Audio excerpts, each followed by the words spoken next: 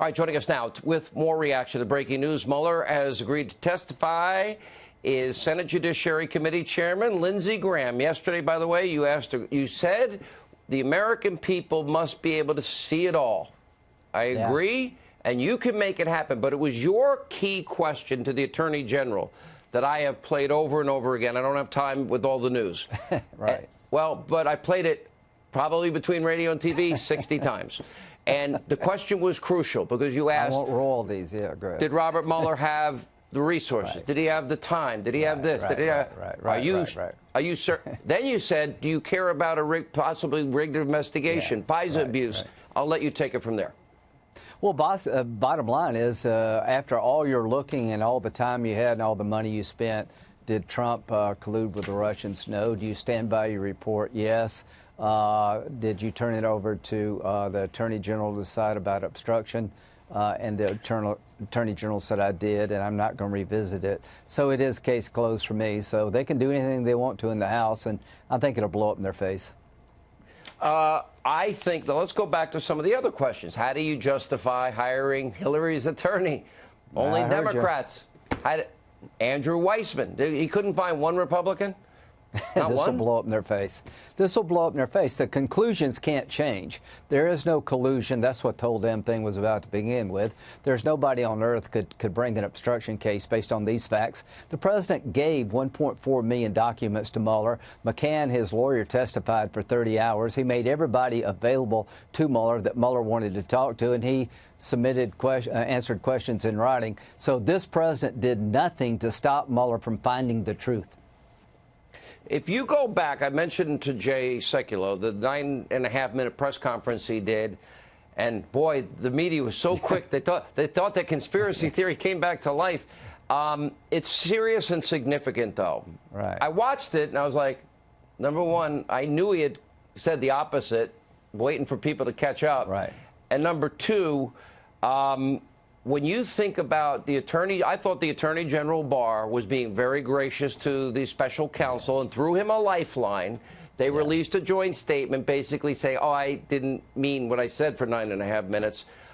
That ought to be very troublesome for Robert Mueller because...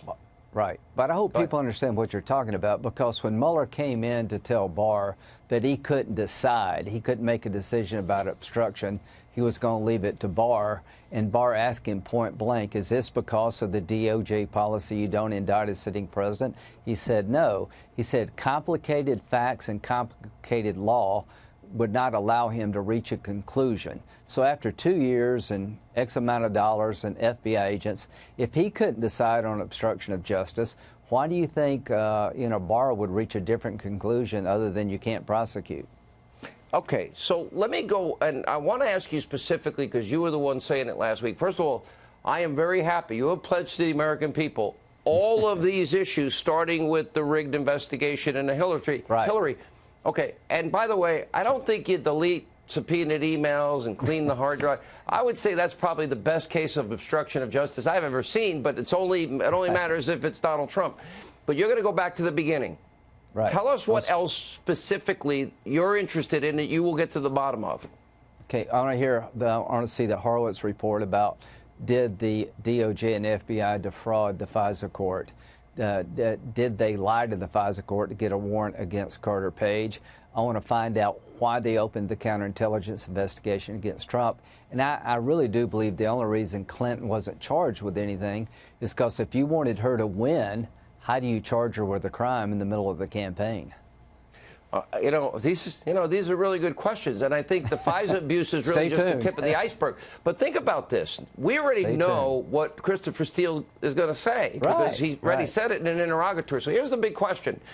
So in January of 2017, there's James Comey and Trump Tower saying, well, we have this dossier.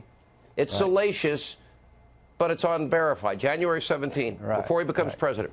October 2016, he signs the first FISA application that we now know because of Steele's testimony. I have no idea if any of it's true under threat of perjury.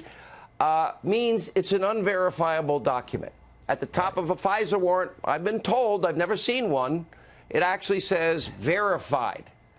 Now, the question is, Does that sound like a premeditated fraud on the FISA court judges? And does that, we know Comey lied. He lied in October 2016 or January 2017. But he had to lie in October 2016 because Steele undercuts his story. Right. So what we know is McCabe said without the dossier, there'd be no warrant against Carter Page. Here's the question to ask anybody. Is the dossier verified to this day? We now know that, Steele said, I don't know if it's true or not.